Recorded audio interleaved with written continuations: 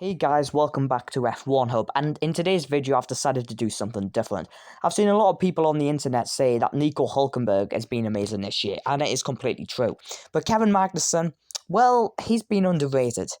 Before we go into today's video, please remember to like and subscribe to help support the channel if you do want to keep up with this weekly content. Of course, Dutch Grand Prix predictions will be out soon. So let's kickstart this video and talk about Kevin Magnussen. He's outqualified Nico Hülkenberg 3 times, but Hülkenberg is beating Magnussen. But it's with Magnussen's help. Magnussen would have finished 10th in Saudi Arabia, and he should have, in fact. So let's just take that be a point there. Plus, he was beating Hülkenberg throughout the Australian Grand Prix weekend too. So in terms of it, Magnussen beat Hülkenberg in Bahrain, should have done it in Saudi, and should have done it in Australia. So the first 3 weekends should have seen Magnussen get 3 points and Hülkenberg to 1. And then we can just talk about the other weekends. In Japan, Magnussen was beaten by Hülkenberg, but that was on pace. But then if you go to other tracks, again, in China, Hülkenberg was greater, and there's no doubt about that. But it still should have been 3-2 in terms of points. And then you can go to a track like Miami. Hülkenberg was in 7th with Magnussen with 8th. Hülkenberg could have at least helped Magnussen there, and that means they would have been equal on points, at least with both of each other with 4 points. Of course, Magnussen has made mistakes this year. He's crashed into Logan Sargent in Miami, and he's just pretty much crashed into everyone. He's helped Hülkenberg so much this year in terms of points, so it would have been 4-4. However, in terms of later points in Austria and Silverstone, that's where Hülkenberg would have pulled away in the World Championship. However, Magnussen, had he got things together at Silverstone, in these calls, on those conditions, would have easily took points, and there's no doubt about it, he should have finished 9th at the British Grand Prix, had things gone his way with strategy.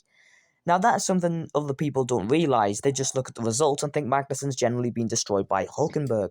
But as an interview with Hülkenberg said a while ago, is that actually Magnussen is actually closer to Hülkenberg than the results actually look. Take Imola for example. Magnussen was knocked out in Q1, whilst Hülkenberg got through to Q3. What you didn't know is that Oscar Piastri impeded Kevin Magnussen on his lap when he was set to improve. Magnussen probably would have got through to Q2 and would have done a much better job. However, what's also worth noting is that Magnussen is actually stronger than Hülkenberg in the races. Take example the same Emilia-Romagna Grand Prix. Hülkenberg started in the top 10 and finished P11 at the end of the day. Magnussen started from P16 and managed to finish right on his teammate's tail in P12. And that's the problem with Magnussen. If he got his one lap pace together, he would have been beating Hülkenberg this year. At the start of the season, Magnussen was the stronger of the two Haas's. And then in the middle part of the year, he was helping Nico Hülkenberg get some points. However, in the second half this year, his form has tailed off.